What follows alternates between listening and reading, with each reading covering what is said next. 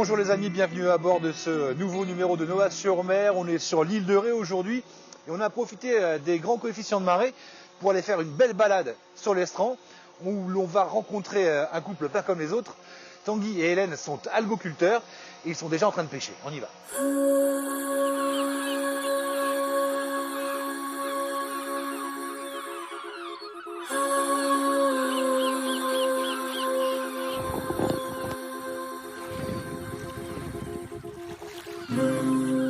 Bonjour Tanguy, bonjour Hélène. Déjà en train de pêcher, on dit pêcher les algues ou ramasser les algues? Nous, on pêche les algues, c'est-à-dire qu'on prend le principe de dire qu'on pêche les algues. Algoculteur, c'est quoi déjà? Alors, algoculteur, c'est en effet récolter les algues, mais nous, on part plus de l'idée de les biodynamiser, de vraiment les aider à être plus importantes sur l'espace du littoral. Alors biodynamiser, c'est-à-dire on fait une espèce de coupe sélective pour les booster, c'est ça? Exactement, on va amputer un pourcentage de la plante à sa captation à la photosynthèse, de façon à la stresser légèrement pour optimiser sa sporification.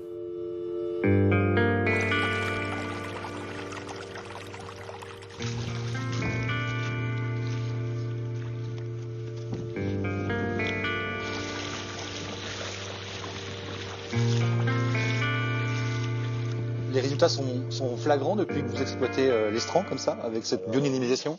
Oui, c'est même probant.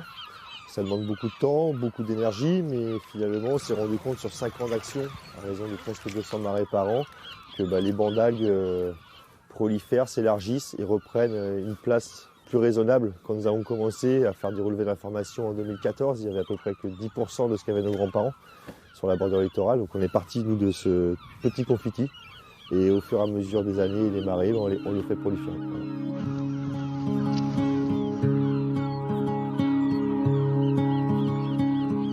Et on a envie de ce métier de pêcheur d'algues. C'est un métier qu'on a créé toute pièce ici sur le territoire.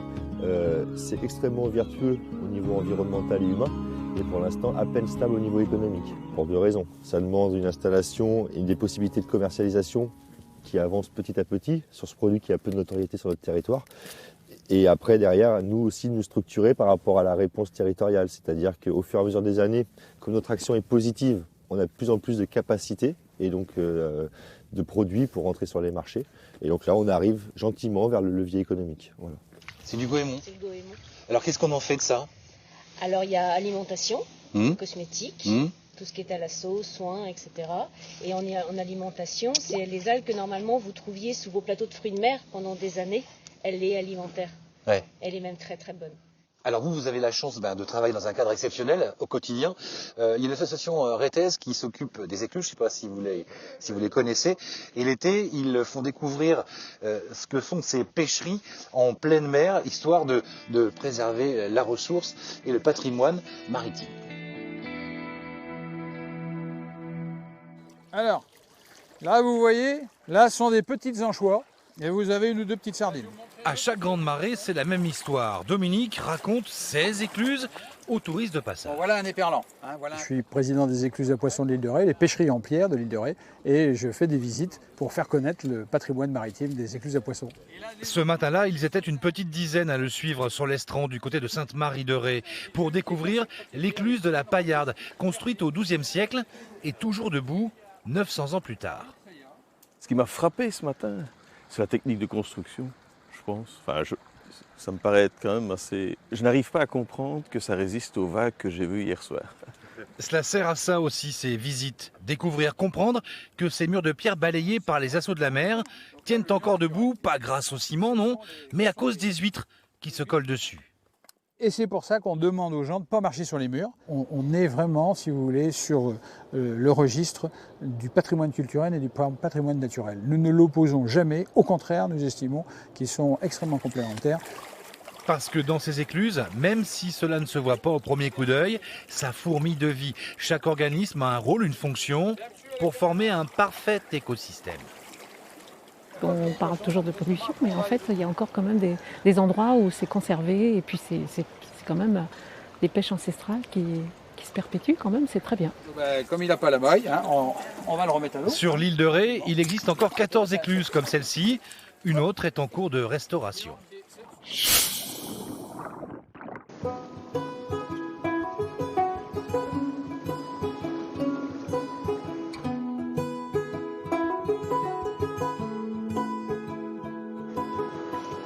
revient de la récolte, en effet, et là, on offre à nos algues des jacuzzis. Jacuzzi, eau douce et des bulles qui permettent à l'algue d'être nettoyée sans impact mécanique et avec la pureté d'une eau non saline. Donc on la dénie de son océan, on enlève l'océan, on garde le végétal. Mais le fait de les faire buller, entre guillemets, dans l'eau douce, c'est pour qu'elles gardent leurs propriétés? Alors ça permet de leur laisser tous leurs apports, maximum d'apports. Avec ce process-là, on les garde, y compris dans la façon de les laver et y compris dans la façon de les déshydrater. Et vous en faites quoi? Et alors après, le fucus, là par exemple, il peut partir en alimentaire, en cosmétique. Les thalassos fonctionnent énormément avec le fucus. C'est vraiment, le fucus a cette propriété de régénératrice au niveau de l'organisme. Tout ce qui est douleur, tout ce qui est articulaire, c'est sa grosse propriété. Une fois qu'elles sont lavées, ça se passe sous la serre? On va aller voir ça. Je vous emmène.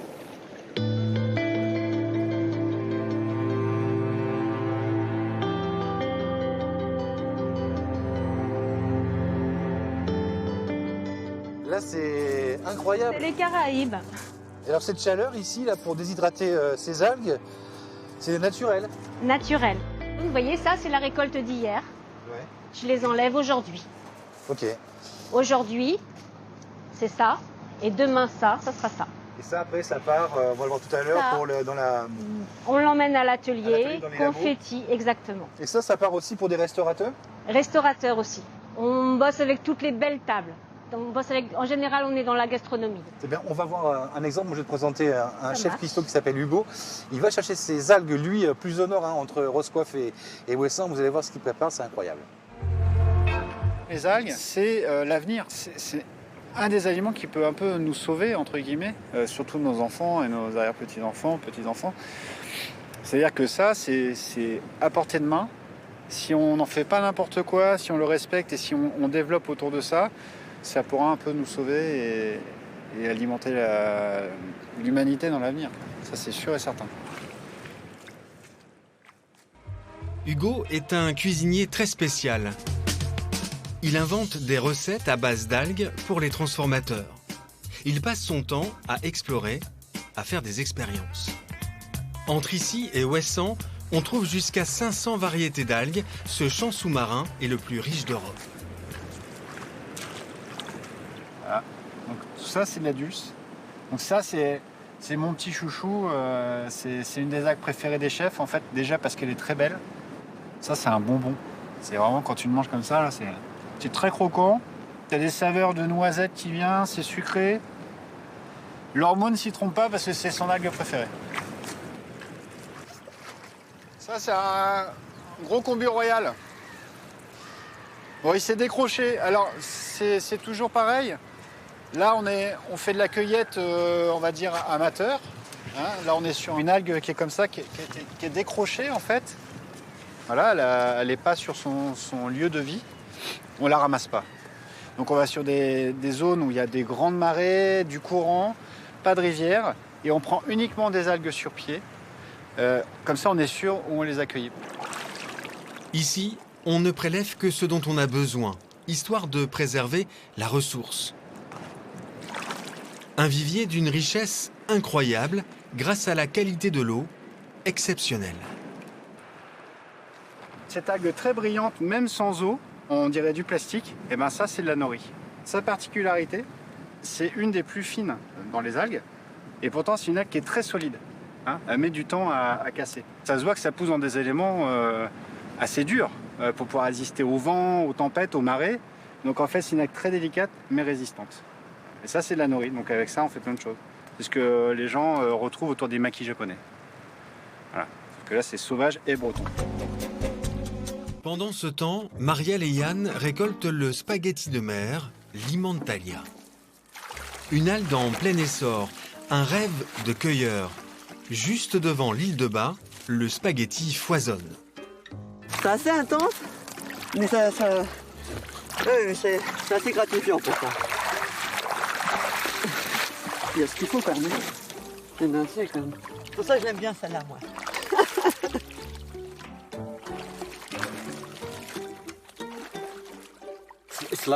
C'est succulent. Vous les cuisinez comme des petits pois, c'est délicieux, vous devriez essayer.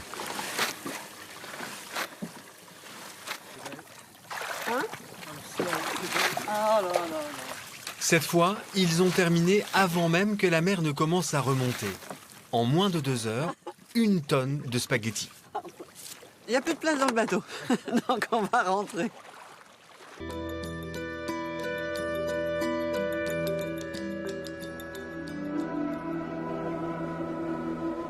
Les champs d'algues en Bretagne, Hélène, c'est pas la même histoire qu'ici. Non, c'est pas la même histoire. Ils sont beaucoup plus riches que nous. Ouais. L'océan est plus généreux.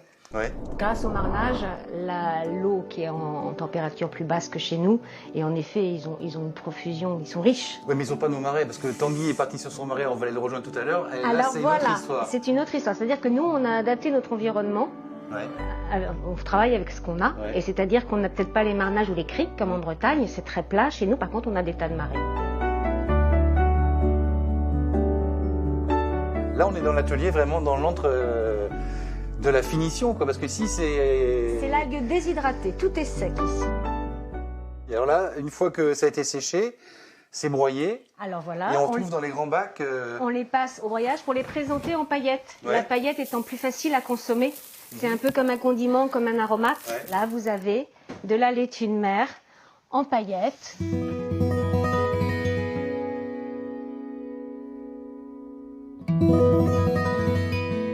Il y a un potentiel énorme. Comment ça se fait que c'était...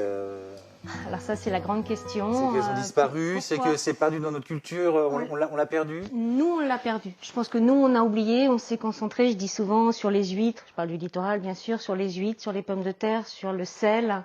Et c'est vrai que l'algue fait vraiment partie des produits complètement oubliés chez nous. Pas les Bretons, mais on a oublié que l'algue était un aliment. Et une solution alimentaire, en effet. Une solution alimentaire, et puis aussi pour... la recherche. Alors, au-delà de nos assiettes, en effet, la recherche médicale. Voilà, on est en partenariat avec La Rochelle, Nantes, et sur différents protocoles qui sont plus au niveau de la santé. Donc, on travaille avec CNRS, en effet, l'INS, qui sont des universités qui cherchent des solutions au niveau majoritairement des cancers. Et ils ont trouvé des choses dans nos algues. Donc on a ça, et après on a tout le volet cosmétique soins, hein. Cosmétique, thalasso, l'algue c'est ancestral, ça on n'invente rien du tout. On dit souvent qu'on n'a rien inventé, on a vraiment remis au goût du jour. Moi je rebondis, hein, parce que la mise au goût du jour, c'est un peu comme les marais salants. C'est-à-dire que les marais salants ont été transformés en marais ostréicoles, oui, et sont redevenus ici des marais salants. Et beaucoup de gens les exploitent sur l'île de Ré. Tanguy Squazec, lui, est allé à la rencontre d'un saunier de l'île de Ré. On regarde.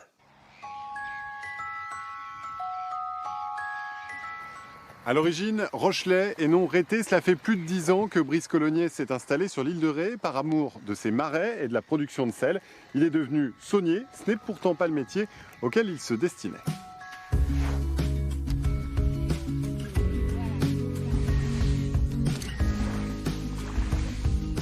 Ça va? Ça va. Ça peut pas aller mieux là? Bah oui.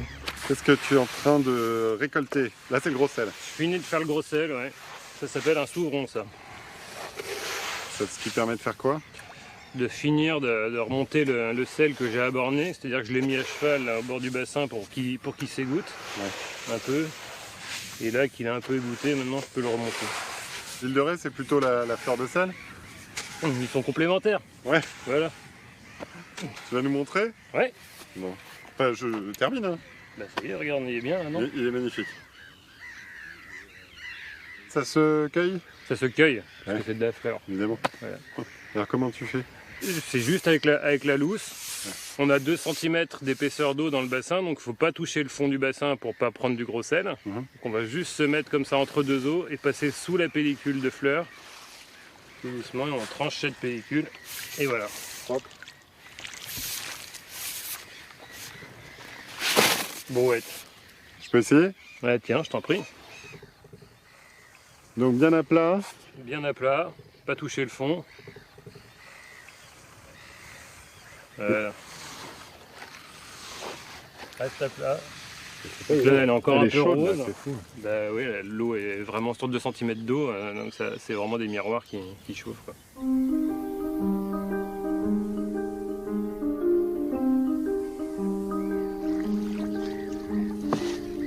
Donc là, ça fait la 5e année vraiment que j'exploite. Et c'est une expérience de remonter un marais qui a été abandonné depuis 50 ans. C'est une expérience qui est vraiment vraiment intéressante. La production de combien de jours là? Là, il y a une semaine et demie, ouais, à peu près. C'est énorme. Là, c'est exceptionnel cette année, avec la canicule qu'on a en ce moment. Si l'eau est très, très chaude, il suffit qu'il y ait un souffle, on souffle dessus et la fleur se forme, quoi. Ouais, on est là à modeler le paysage, et puis en même temps, elle fait la nature faire. J'avais fait graphisme, archi, après beaux-arts. Je me destinais à je savais pas trop, hein. Mais après en faire un métier, finalement, j'avais ce pendant ici. Je me suis dit, ah oui, non, en fait, c'est quand même pas mal, là. Il y a aussi une autre dimension, même qui, moi, m'occupe là, c'est que mon marais est juste à côté de l'écomusée. Et avec le public de l'écomusée, d'une certaine manière, j'ai mon public, quoi. C'est important qu'il soit beau, qu'il y ait quelque chose, quoi. Ne serait-ce que les formes de tas. Chaque saunier a une forme de tas, quoi. Il y a des marais qui ont 1 millier d'années sur l'île de Ré, pour beaucoup, qui ont encore à peu près la même morphologie, pratiquement, quoi. Et nous, on se dit qu'on n'est que de passage là-dessus.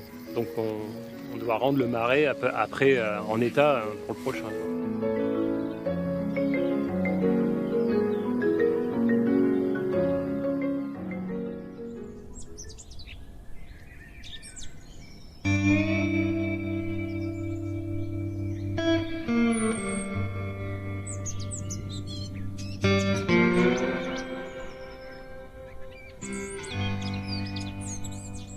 Bon, là, je suis obligé de m'équiper parce que, contrairement au sujet qu'on vient de voir dans ces marais-là, il y a vraiment de l'eau.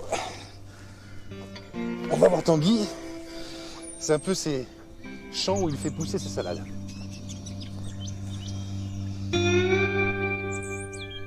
Ah ouais, là, mais là, c'est profond, hein. Bon, ça va. C'est pas un marais salant, hein. On a fait descendre le niveau. La vache. Donc tu vois, là, l'idée, c'est vraiment... On a déjà ensemencé ces cordes. On les a récoltées. C'est un peu comme les moules en fait, les moules à cordes. Ouais. C'est-à-dire que là, ce sont tes algues qui viennent se fixer dessus. On fixe les organes sur la corde et ensuite elles poussent et elles se développent sur la corde comme support. Et là, on cherche à aller plus loin, voir si on peut pas avoir une auto-activité du domaine. Et donc là, on est sur la végétation sporophyte, donc on a laissé les cordes dans l'eau pour que naturellement, on ait une réexplosion à la bonne saison de la variété ensemencée. Okay, pour essayer de garder une virtuosité et une espèce de cycle perpétuel qui se fait au sein des masses d'eau. C'est ce que me disait Hélène tout à l'heure, c'est-à-dire qu'en Bretagne, ils ont des espèces de filières en mer. Et vous avez des cordes. Alors voilà, pourquoi? Parce qu'en Charente-Maritime, au vu du lobby de la plaisance et ce qui se passe chez nous, on n'avait pas vraiment d'espace maritime facile d'accès, alors qu'on avait beaucoup de marais à l'abandon comme ceci. Donc nous, on a remis en œuvre ces marais, on a passé du temps, on les a remis en façon.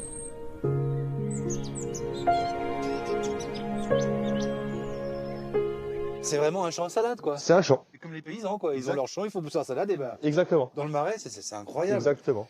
Tu auras des choses qui seront beaucoup plus probantes, normales au niveau du printemps. Oui, parce que là, ça a été récolté. Hein. Ça a été récolté, exactement. On n'est pas dans la bonne saison. Mais il y a quand même des choses de... Il reste beaucoup de choses, ouais. Alors, ce qu'on disait tout à l'heure, vous, votre job, vous trouvez l'équilibre. L'idée initiale, c'est vraiment d'essayer de faire de la permaculture océanique, mais à l'horizontale. Donc de boire de la mer à chaque marnage, à chaque marée haute, et ensuite faire passer cette eau qu'on a bu par des bassins où on va concentrer des intrants grâce aux animaux naturels et endémiques, au grossissement des huîtres. Et ensuite, cette eau qui est osmosée, on va alimenter ce grand bassin. De qualité, qui est plein de nutriments, qui va développer la pousse. Exactement, qui va aider l'algue à se développer très rapidement. Okay. Voilà. Tu disais, nous, notre job, c'est que on fait de la taille, de la biodynamisation. On fait de la biodynamisation, on prélève. Ouais. Nous, notre levier économique, on le prélève pas dans l'océan, on l'a créé dans l'océan. Et de ce qu'on crée dans l'océan, la saison d'après, on reprélève qu'un tiers, et un tiers, et un tiers. Donc forcément, c'est exponentiel, il y en a de plus en plus, c'est génial. Mais à la base, c'est absolument pas un prélèvement, c'est de la création dans le milieu existant. C'est de la préservation. Aussi, forcément. Et de la préservation de la ressource, ça existe sur l'Estran. On va aller faire un tour du côté de l'île d'Oléron, l'autre, la cousine de l'île de Ré, où des éco-gardes en fait patrouillent l'été lorsque les dizaines de milliers de pêcheurs à pied ramassent les coquillages. Et bien là, il faut leur donner toutes les tailles pour préserver la ressource. Exactement. C'est une quête qui monopolise les yeux, les mains et parfois même les pieds. Face au Fort Boyard, le trésor de cette plage, c'est un petit coquillage comestible, la coque. Là, c'est pas compliqué, il faut gratter. Et puis après, une fois qu'on en a attrapé quelques-unes, on les rince un peu, on voit, comme là c'est tout petit, donc c'est pas intéressant.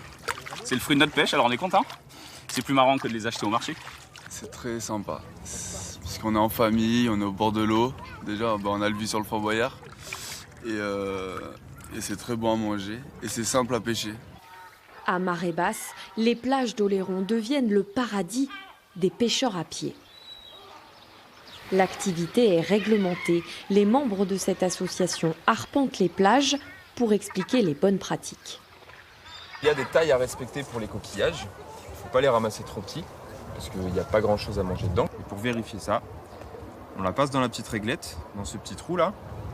Et si ça reste bloqué comme ça veut dire que c'est une grande et qu'on a le droit de la ramasser. Donc on peut la mettre dans le seau. On peut la ramasser celle-ci. C'était la belle ça ? C'était une belle coque. Outre la taille, il existe aussi des limites de quantité. Pas plus de 2 kg par personne et par marée. Ça va très vite à 2 kg et les gens ne font pas forcément attention à la quantité qu'ils prélèvent. Mais il suffit de le rappeler et en général, ça se passe très bien. On fait ça pour que ce loisir puisse perdurer.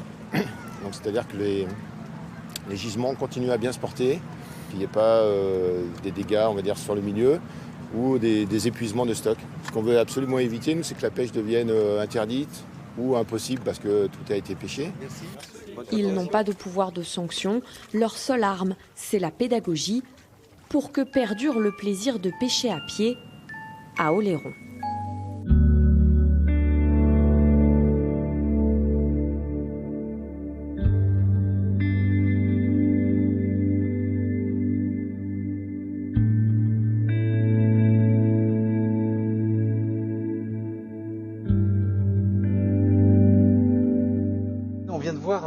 Un sujet sur la protection de la ressource à travers les éco-gardes. Ici, c'est plus que de la protection, on le disait, c'est de la quoi? C'est de la biodynamisation, c'est-à-dire que... Partir de l'existant.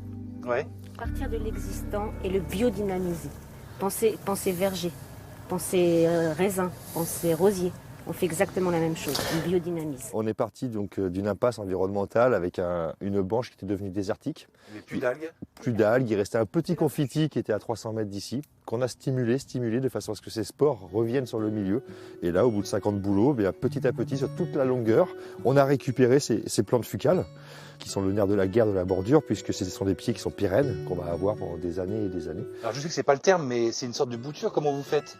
Eh bien en fait, on va... Toujours la même méthodologie, on va respecter la plante et on va stresser sa sporification.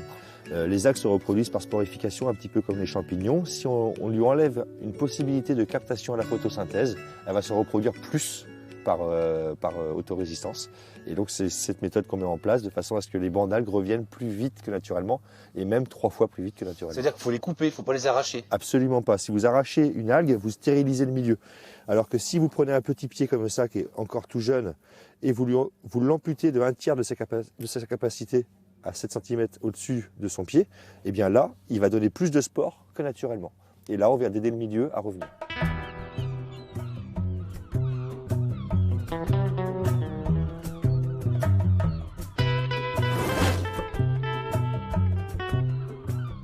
Comment ça se fait que ces algues avaient disparu? Il y a plusieurs paramètres. Il y a une certaine méconnaissance humaine pendant des décennies. Il y a bien sûr, on le sait, un effet climatique, c'est-à-dire que le réchauffement, les marnages qui sont plus, il y a différentes choses qui ont évolué. Voilà, mais je crois que le plus gros drame pour l'algue a vraiment été la maltraitance humaine. C'est-à-dire que ça a été arraché, alors que c'est un couteau. Vous n'allez pas faire des vignes, je me répète, vous n'allez pas faire des vignes en arrachant les pieds. Donc c'est exactement le même process. On ne savait juste pas que l'algue avait besoin d'être coupée et non arrachée. Bon, est-ce qu'on peut dire que vous êtes heureux? On a choisi d'être heureux. Oui, en effet, on ne marche plus sur la tête. C'était vraiment notre mot il y a 5 ans. Nos activités, notre façon de vivre, on marchait sur la tête. Non, là je pense qu'on est assez cohérents. Bon les amis, merci de nous avoir reçus. Il est l'heure de se quitter. Ouais. On se retrouve le mois prochain pour un nouveau numéro de Noah sur mer où on s'intéressera à la construction nautique. Bye bye. Bye bye.